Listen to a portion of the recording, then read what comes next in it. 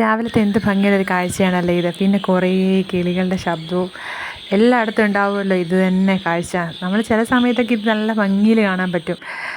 ഇന്ന് രാവിലെ എണീറ്റപ്പോഴത്തെ കാഴ്ച ഇതായിരുന്നു.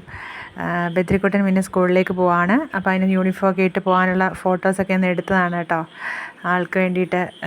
പിന്നെന്താണ് ഇതിൻ്റെ മോൻ നേരത്തെ പോകണം, നേരത്തെ പോയി 7:45 ആയപ്പോഴേ പോയി. പിന്നെ രാവിലെ എണീക്കാമെന്ന് പറയാനൊന്നും പറ്റില്ല. ഞാൻ ഈ ഓരോ മണിക്കൂർ കൂടുമ്പം നമ്മൾ ബ്രസ്റ്റ് ഫീഡിങ് ആകുമ്പോൾ നമുക്ക് എപ്പോഴും എണീറ്റുകൊണ്ടിരിക്കണമല്ലോ. അപ്പോൾ ഉറക്കമൊന്നും കൃത്യമായിട്ടൊന്നും ഇല്ല. ഫുൾ ടൈം ഇങ്ങനെ എണീക്കുക, എല്ലാ സമയവും കാണാറുണ്ട്. കാണുന്ന സമയം എന്ന് പറഞ്ഞു കഴിഞ്ഞാൽ 12, 2, 3, 4, 5 ഇങ്ങനെ സമയങ്ങൾ മൊത്തം കണ്ടുകൊണ്ടിരിക്കുകയാണ്. അപ്പോൾ രാവിലെ എണീറ്റു, ഈന്തപ്പഴം കഴിച്ചു, പിന്നെ ഒരു ഗ്ലാസ് പാല്. അത് കഴിഞ്ഞിട്ട് പിന്നെ ഈ ഇഡ്ഡലി ഉണ്ടായിരുന്നു, അതിൻ്റെ കൂട്ടത്തിൽ മത്തിക്കറി ഉണ്ടായിരുന്നു, മത്തി കറി വെച്ച് തരുമ്പുണ്ടായിരുന്നു. അപ്പോൾ അതിൻ്റെ ചാറും കൂട്ടിയിട്ട് ഇഡ്ഡലി കഴിച്ചു രാവിലെ.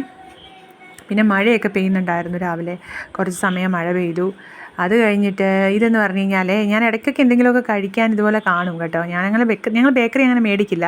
ഇത് നമ്മുടെ വീട്ടിൽ ഗസ്റ്റ് വന്നപ്പോൾ കൊണ്ട് തന്നെ ഇതെന്ത് മറ്റേ സ്വിസ് റോള് പോലത്തേത്, സ്ട്രോബെറി ജാമും ഒക്കെ വെച്ചിട്ടുള്ള സാധനമാണ്.